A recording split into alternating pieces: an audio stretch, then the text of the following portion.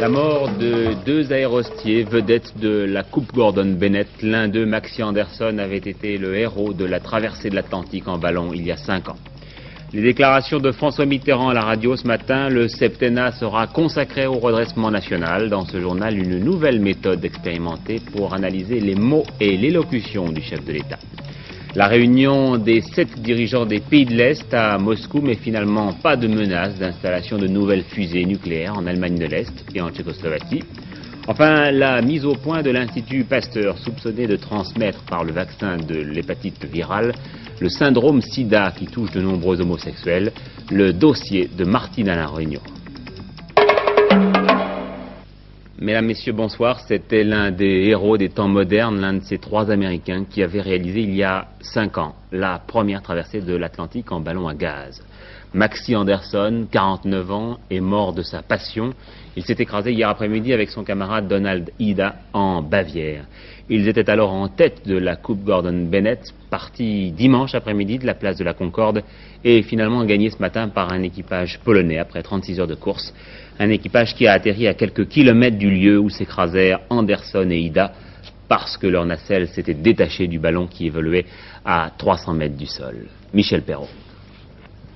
C'est ici, dans cette forêt proche de Bad Kissingen, au nord de la Bavière, que se sont écrasés lundi après-midi les 2 aéronautes américains, Maxi Anderson et Donald Ida. Tout s'annonçait bien pourtant, dimanche après-midi, place de la Concorde. Maxi Anderson était le héros de la fête, avec son aérostat de conception révolutionnaire, le November 29 792.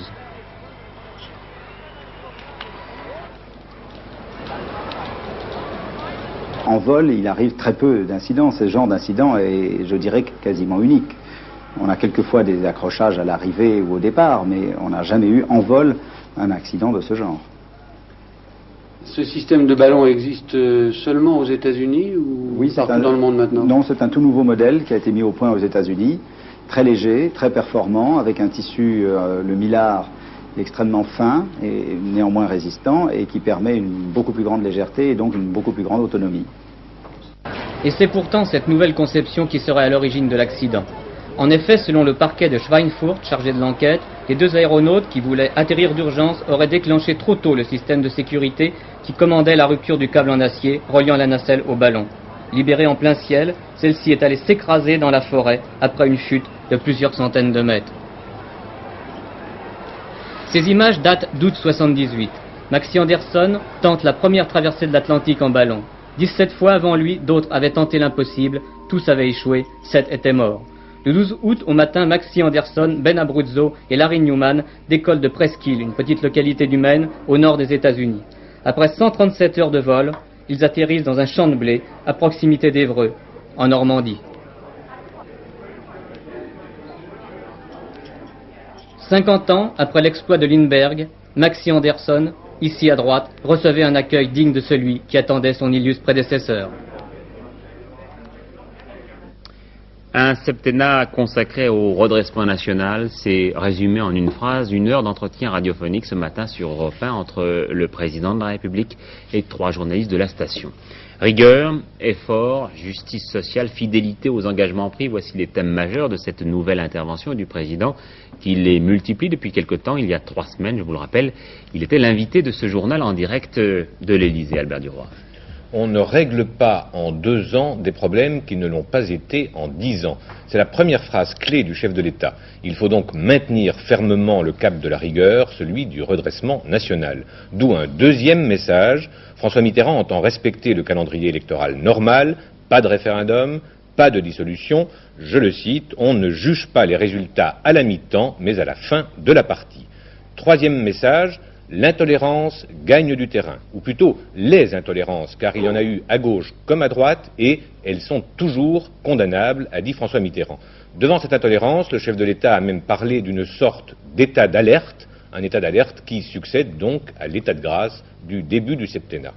Alors voilà donc pour le fond de cette intervention radiophonique. Nous allons maintenant tenter une première à la télévision en examinant la forme, mais une forme qui en apprend parfois beaucoup plus que bien des discours. Pour Antenne 2, l'Institut Ifométrie a réalisé une analyse lexicologique de ces propos, c'est-à-dire que grâce à des ordinateurs, on a très vite pu savoir ce qu'étaient les mots les plus employés. Et tout d'abord sur un plan très technique, la vitesse d'élocution, avec quelques comparaisons bien intéressantes, et la richesse du vocabulaire. Jean-Louis Lessène. 6701 mots en 40 minutes et 30 secondes, François Mitterrand a une vitesse d'élocution de 163 mots à la minute. Ce qui est, par rapport aux autres leaders politiques, dans la moyenne, un peu trop élevé, mais dans la moyenne.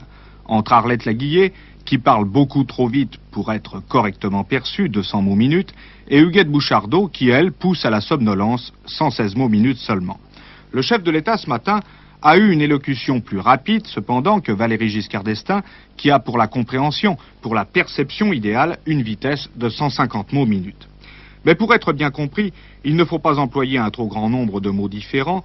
De plus, il faut utiliser les mots du français moyen, les mots du français quotidien, 2000 mots au maximum. Dans ce domaine, François Mitterrand n'est pas éloigné de Raymond Barre, qui se sert d'un vocabulaire trop riche pour être aisément compréhensible. À l'autre bout de la chaîne, Georges Marchais, plus perceptible, à quelques mots près, que Valéry Giscard d'Estaing, qui lui-même l'est davantage que Jacques Chirac. François Mitterrand est un homme de culture classique, les techniques modernes de communication qui entraînent la schématisation de la pensée, donc du langage, ce n'est vraiment pas tout à fait son style. Ce handicap pourtant a un bon côté. Que deviendrait le débat public si tous les hommes politiques enfermaient leurs pensées et leurs idées dans les mêmes mots et les mêmes phrases stéréotypées? François Mitterrand n'a rien d'un robot de la politique. En moins de 3 semaines d'ailleurs, comme le montre l'analyse d'Infométrie, le contenu de son langage a nettement évolué. Lors de sa dernière intervention, le 8 juin, sur Antenne 2, on avait remarqué que François Mitterrand employait souvent le mot « je », vocabulaire gaullien. Cette fois-ci, il ne l'a utilisé que 123 fois, privilégiant le « nous » associatif, le « nous » collectif, et avant tout le « nous » le gouvernement, 28 fois au lieu de 9, le « nous » les Français, le « nous » la majorité, ou bien aussi le « nous » les socialistes. Le mot « rigueur » a été prononcé cette fois-ci 13 fois au lieu de 2, prolongé par le mot « effort » prononcé 15 fois, et toujours assorti d'une expression se référant à la justice sociale. Après le langage du chef, François Mitterrand a donc volontairement pris ce matin le langage du rassembleur. Mobilisation est devenu le leitmotiv. Allons plus loin. Plus que la dernière fois, le président de la République a eu recours à un vocabulaire guerrier, bataille, combat, lutte, compétition, attaque, et aux adjectifs qui s'y rattachent, brutal, féroce, violent, sauvage et même infernal. Lors de son entretien sur Antenne 2, enfin, M. Mitterrand s'était bien gardé de prononcer des mots à consonance politique comme majorité, ou gauche, ou socialisme, jamais prononcé. Aujourd'hui, on a pu entendre l'expression majorité 20 fois, c'est un signe.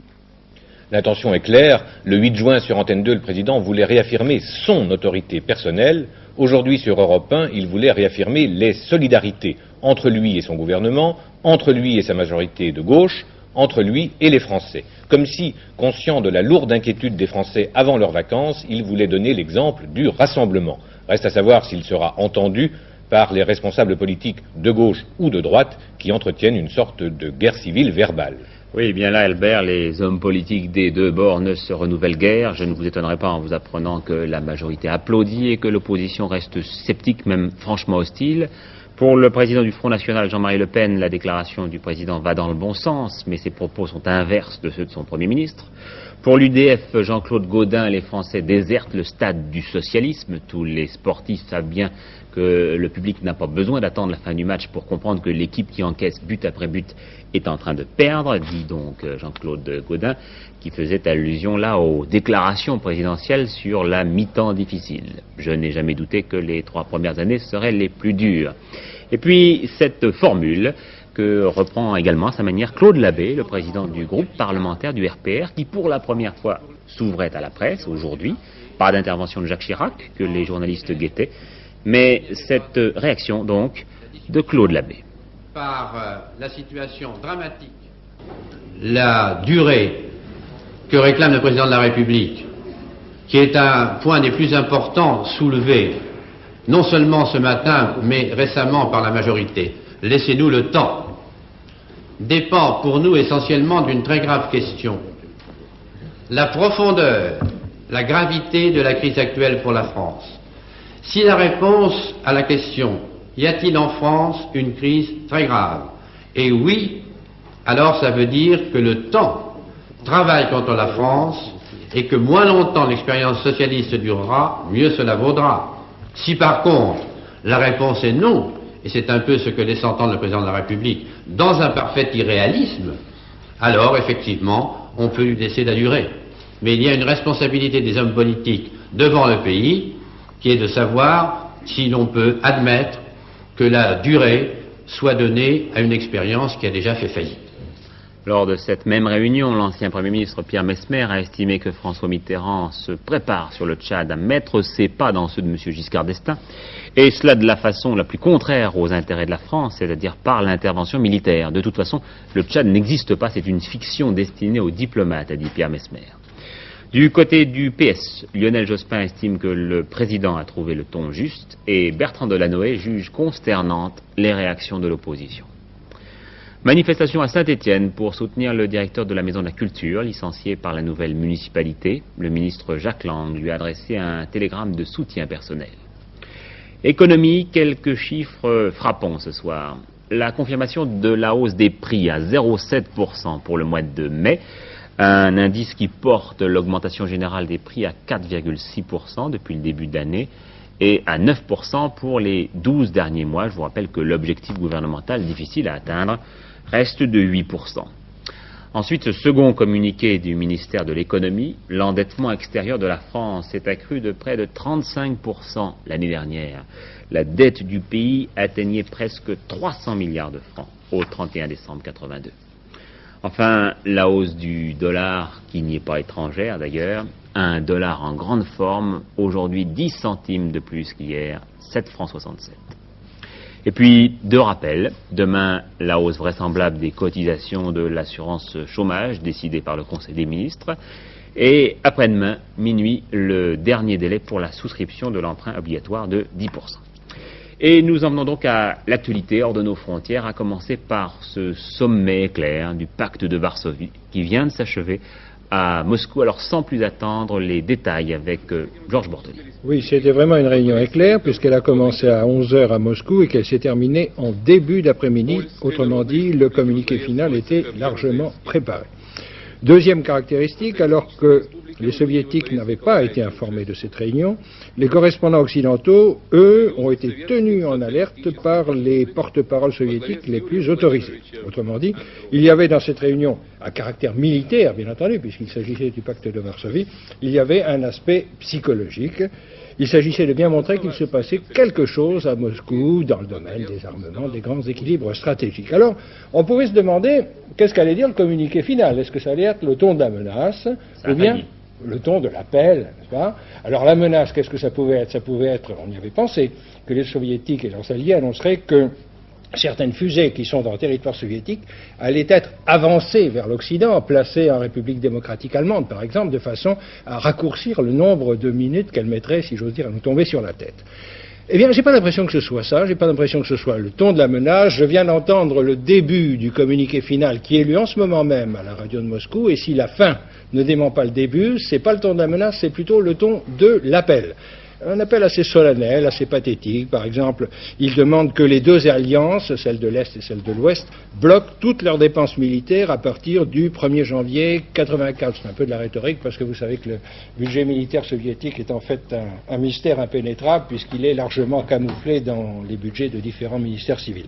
Ce qui est important en tout cas, c'est ça, c'est que ce sommet ait choisi ce ton-là, le ton de l'appel. Ça peut vouloir dire plusieurs choses. Ça peut vouloir dire en particulier, ça c'est certain, que juste avant le voyage du chancelier ouest-allemand Helmut Kohl à Moscou, eh bien on ne veut pas claquer la porte-nez du chancelier fédéral ouest-allemand.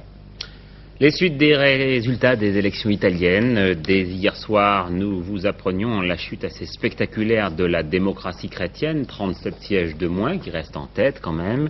La légère perte du Parti communiste, moins 3 sièges. La hausse du Parti socialiste, plus 11 sièges. Du Petit Parti républicain, plus 13 sièges. Et du Mouvement social italien, autrement dit des néofascistes, plus 12 sièges. Avec aussi cette petite surprise, l'élection de l'inspirateur des Brigades Rouges, Tommy Negri, actuellement jugé en prison dans un procès pour terrorisme. Le tout sur fond de chômage, avec 2,5 millions de chômeurs. L'Italie dépasse maintenant le taux de 10% de la population active. Chômage et également, comme pendant le travail noir, un travail noir qui représente près de 30% de l'activité économique italienne. Laurent Carenzo a suivi 2 chômeurs turinois. Gina, 25 ans, ouvrière, est une ancienne championne de bowling. Ce n'est plus aujourd'hui qu'un rêve. Au chômage depuis 4 ans, elle n'a plus les moyens de s'offrir sa passion. Comme beaucoup de chômeurs italiens, elle ne touche aucune indemnité. Est-ce que vous avez un sentiment d'injustice? Dans un certain sens, oui. Je le vis comme une injustice, car j'ai 25 ans et j'ai le droit, moi aussi, de vivre ma vie comme les autres, alors que je me sens privée de choses qui pourraient me faire sentir que je suis encore jeune.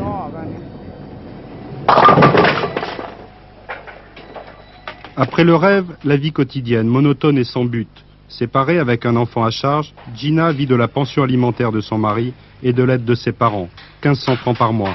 Le loyer de son petit 2 pièces, briqué et rangé avec un soin méticuleux, s'établit à 270 francs par mois sans les charges.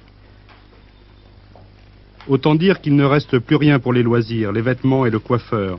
Pour tout travail, elle n'a trouvé depuis 4 ans que des missions d'intérim de quelques semaines ou des heures de ménage l'obligeant à faire garder son enfant après l'école. Alors il est plus simple d'économiser sur tout. Le seul privilège, si l'on peut dire, des chômeurs italiens, c'est la gratuité des transports qui leur permet d'aller chaque semaine à une sorte de marché des chômeurs. Dans un cinéma, les chômeurs sont numérotés et réunis. On appelle les numéros un par un quand il y a un poste à pourvoir. Certains numéros ne seront jamais appelés car l'emploi aura trouvé preneur avant. C'est le cas de Gina qui s'y rend régulièrement, toujours en vain. Michel, lui, joue les papapoules par nécessité depuis 18 mois. Il fait partie de la 2e catégorie des chômeurs italiens, celle de la caisse d'intégration. Une caisse de chômage financée par les entreprises et l'État lui assure 70% de son salaire. Une sorte de chômage technique, il dépend toujours de son entreprise, Fiat, mais il n'y travaille pas et ne sait quand il pourra retravailler. Militant syndicaliste, il va voir ses copains à l'usine, mais la solidarité est faible, ce qui ne fait qu'aggraver sa colère. Une vie de femme au foyer qui le rend difficile à vivre pour sa femme qui, elle, continue de travailler.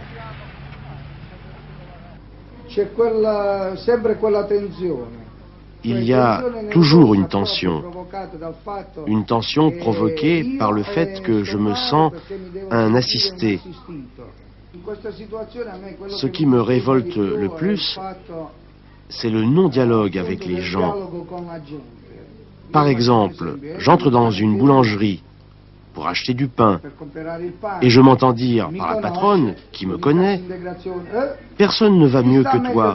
Tu reçois ton salaire sans travailler et tu vas protester dans les rues.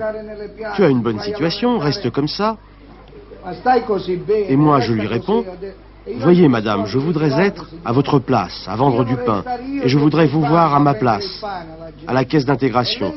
Je serais curieux de voir les sentiments que vous ressentiriez. » Chômage égale isolement. Les chômeurs italiens se tournent souvent vers le travail au noir, soit pour des nécessités financières quand ils n'ont pas d'indemnité, soit pour des besoins de vie collective quand ils sont rémunérés. Personne ne semble leur en vouloir, pas même le gouvernement italien. Reprise des affrontements interpalestiniens dans la Bekaa, la plaine centrale du Liban. 15 tués dans les rangs de ceux qui restent loyaux à Yasser Arafat, selon un porte-parole du Fatah. Des forces libyennes auraient participé au combat. Chili, une manifestation de soutien aux opposants tout à l'heure à Paris, derrière la veuve de l'ancien président Allende, assassiné il y a 10 ans. Michel Soulovici. Pinochet assassin, c'est le cri de ralliement ce soir à Paris pour plusieurs milliers de personnes. À l'appel de l'ensemble des formations de gauche et de plusieurs syndicats, les manifestants se sont rendus de l'UNESCO à l'ambassade chilienne. En tête de la manifestation, Madame Allende, la veuve du président assassiné. La grève, oui, ce n'est pas un succès, mais c'est un demi-succès, comme je dis, parce que c'est un peu improvisé. Et respect à l'évolution de cette situation, je crois que notre peuple a déjà dit basta. Nous sommes déjà notre peuple a tomado la rienda, a commencé l'offensive, n'est-ce pas? Et déjà Pinochet, más tarde que temprano, tomberá.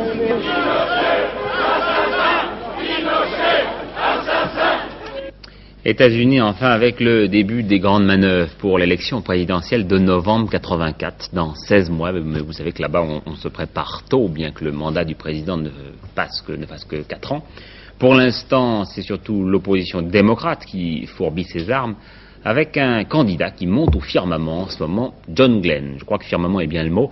C'est en effet de l'ancien astronaute qu'il s'agit, et vous allez voir, grâce à Édouard Laure, comment l'homme a su se mettre en orbite depuis sa déclaration officielle de candidature. «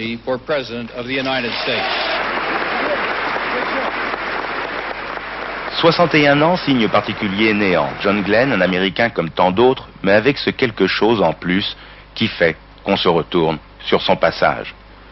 Pilote de guerre, astronaute, homme d'affaires multimillionnaire, sénateur, aujourd'hui candidat à la Maison-Blanche. 23 ans dans l'armée, la défense est important. Je pense qu'avec ma formation, je m'y connais suffisamment. J'ai été pilote d'essai, astronaute, ça me place au cœur de la science. Février 62, un peu plus de 20 ans, le premier Américain à voler en orbite autour de la Terre. L'Amérique n'oublie jamais ses héros. John Glenn a façonné son personnage autour de son exploit.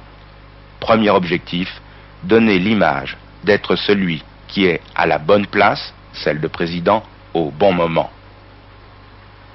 Démocrate conservateur, mais pas trop, juste assez pour rassurer l'Amérique, celle des oubliés de la reprise économique.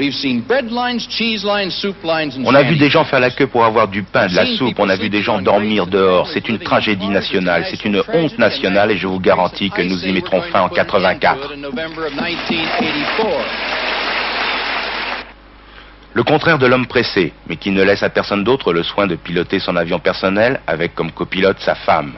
John Glenn s'assure lentement, mais sûrement, une bonne place dans la course à la Maison-Blanche. Et dans le dernier sondage, face à Ronald Reagan, eh bien, John Glenn l'emporterait 52% contre 40%.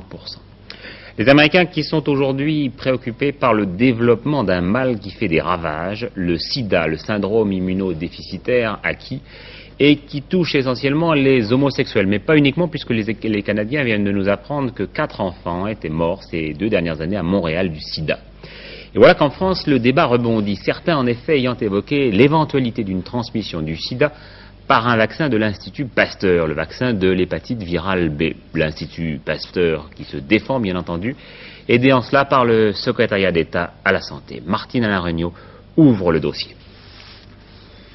Fabriquer du vaccin contre l'hépatite B, c'est loin d'être une opération banale. C'est long, c'est difficile, cela coûte cher et nécessite une série de techniques plus ou moins complexes pour traiter des milliers de litres de plasma sanguin provenant de personnes qui ont eu par le passé une hépatite.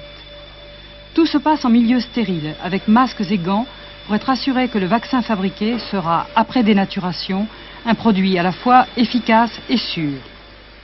Il serait impensable qu'en cours de fabrication, il récolte un microbe contaminant qui pourrait atteindre celui que l'on voudrait protéger contre l'hépatite. Il faut environ 1 an pour fabriquer ce vaccin, 52 contrôles, un cahier des charges éprouvant. Ce vaccin n'est fabriqué que depuis 3 ans, mais la demande mondiale ne cesse de croître car l'hépatite B est un fléau redoutable pour le personnel de santé, les dialysés rénaux, les toxicomanes. Elle touche rien qu'en France près de 50 000 personnes et en tue plus de 500 chaque année. Pour faire face à cette demande de vaccin, il faut sans cesse prélever davantage de plasma. Et c'est là que se situe le problème. D'où vient ce plasma avant d'être traité avec autant de précautions? Le plasma français obtenu par dons bénévoles ne suffit pas et il faut en acheter à l'extérieur et parfois mélanger du plasma américain à du plasma européen. Or, les Américains, qui se font payer pour donner leur sang pour l'hépatite, appartiennent souvent à la communauté homosexuelle. Or, actuellement, c'est la plus touchée par un agent infectieux mystérieux, le sida, parfois mortel. Aujourd'hui, les homosexuels ne sont plus les seuls, le mal a gagné l'Europe et semble toucher aussi les hétérosexuels. Mais surtout, on ne sait pas l'identifier, donc le combattre et l'éliminer des dons du sang. Il y a absolument autant de dangers en Europe qu'aux États-Unis. Et je pense que ce qui compte en matière de collecte de plasma, c'est le fait que le plasma collecté répond très exactement au cahier des charges. Et je pense aussi que ce sont les donneurs qui doivent être suivis. S'il y avait un cas d'AIDS, de sida, qui se présentait chez un donneur, nous aurions le délai, je dirais, normal pour l'identifier, en rappelant que le délai entre le moment où le sang est prélevé et à partir de ce sang, le moment où la première dose de vaccin est commercialisée, il se passe à peu près 18 mois. Nous n'avons pas un seul cas de sida après vaccination. J'ai lu qu'il y avait eu un cas aux États-Unis. Il n'y a pas que ce vaccin sur la sellette. Dans la mesure où le mystérieux sida peut être véhiculé par le plasma sans qu'on puisse le déceler, d'autres produits peuvent poser des problèmes, comme le facteur 8 contre l'hémophilie. Mais là, son plasma est avant tout français. Nous couvrons pratiquement 90% des besoins. Mais comme la demande va plus vite que ce que nous pouvons fabriquer, à la demande des médecins des hémophiles, nous importons quelques produits étrangers, des concentrés de facteur 8 d'origine étrangère. Et tu as répondu à un certain nombre de contrôles et... C'est ça. Alors, ils ont été contrôlés, mais je pense tout de même que les produits français donnent davantage de garanties, puisque les donneurs bénévoles n'ont pas de raison de cacher des maladies, et par conséquent constituent une population infiniment moins à risque que le donneur rémunéré. Quoi qu'il en soit, l'opinion publique s'est émue et les journalistes se sont interrogés sur la sécurité face au sida des produits dérivés du sang. Hier soir, ils ont demandé à 14 experts d'informer complètement l'opinion. Conclusion, on ne peut pas écarter totalement le risque de transmission du sida, mais il paraît théorique minime face à celui bien réel de l'hémophilie et de l'hépatite. Les personnes qui sont à haut risque de contamination de l'hépatite virale, à notre avis, doivent être vaccinées, suivant les règles en vigueur, contre cette hépatite par un vaccin dont on n'a absolument pas prouvé à l'heure actuelle qu'il puisse transmettre un facteur de risque en faveur du sida. Dans l'état actuel des connaissances, le ministère de la Santé a tenu à préciser aujourd'hui que le vaccin français contre l'hépatite peut poursuivre normalement sa carrière. Une nouvelle piste dans l'enquête sur la fusillade de la rue des Rosiers qui avait fait en août dernier plusieurs victimes dans le restaurant juif Goldenberg. Et cette fois, l'hypothèse paraît beaucoup plus fondée que les précédentes. Jean-Louis Burguer, c'est-à-dire le juge qui instruit l'affaire, est en effet parti au Portugal interroger l'un des hommes que l'on soupçonne d'avoir tué le dirigeant palestinien Sartawi. Et il se trouve qu'il a découvert que Youssef El Awad, c'est son nom, a séjourné en France au moment précis de l'attentat sanglant de la rue des Rosiers. Patrice Pelé.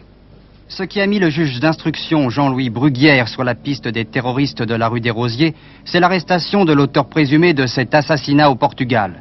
Le 10 avril 1982, Issam Sartawi, conseiller d'Yasser Arafat, partisan du dialogue avec Israël, est tué en pleine conférence de l'Internationale socialiste. La police portugaise arrête le même jour Youssef El Awad. Il fait partie d'un groupe dissident de l'OLP dont le chef, Abou Nidal, a déjà à son actif de nombreux attentats terroristes dans toute l'Europe. Grâce au passeport marocain trouvé sur El Awad, on a acquis la certitude de sa présence en 2 endroits. À Rome, lors de l'attentat contre une synagogue qui avait fait 1 mort et 34 blessés. À Paris, lors de la tuerie de la rue des Rosiers qui avait fait 6 morts et 22 blessés, le 9 août 1982. Le lendemain même, El Awad quittait la France. Dans le cadre de sa mission, le juge a eu la possibilité de faire poser une trentaine de questions à Youssef El Awad et de prendre connaissance des documents saisis par la police portugaise. Il semble bien que les enquêteurs soient enfin sur la piste des tueurs de la rue des Rosiers. Tennis, Wimbledon, encore une formidable performance de l'américaine Billie Jean King, 40 ans, qui va finalement disputer les demi-finales d'un tournoi qu'elle a déjà gagné 6 fois. Elle a battu aujourd'hui Katie Jordan en 2-7.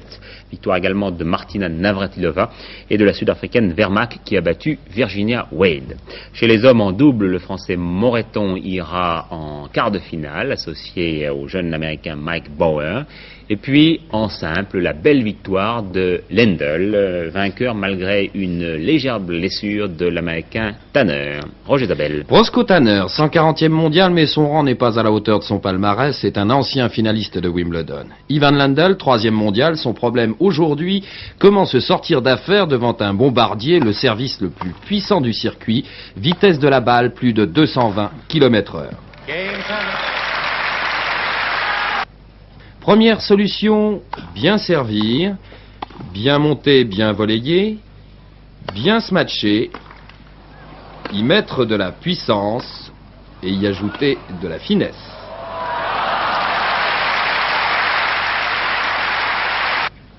Deuxièmement, montrer que l'on a aussi un service très puissant.